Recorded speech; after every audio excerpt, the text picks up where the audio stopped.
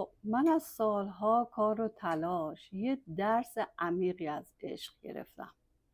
عشقی که هرگز رنگ نباخت و کمرنگ نشد.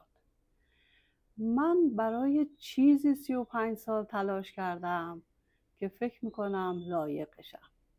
بیداری الهه درون.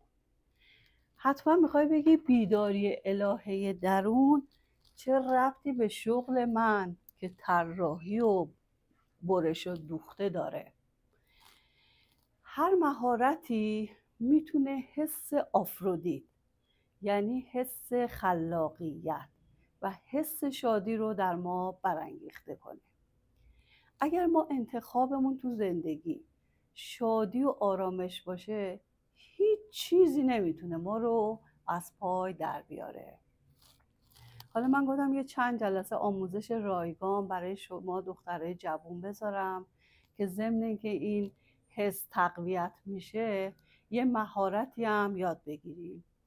امسالم که سال حرفه‌ای شدن و سال متخصص شدنه. اگر تا الانم اقدام نکردی توصیه میکنم از اینجای سال حتما اقدام کن و منم شروع میکنم که این آموزش ها رو از مبانی ساده و با زبان ساده برات بیان کنم.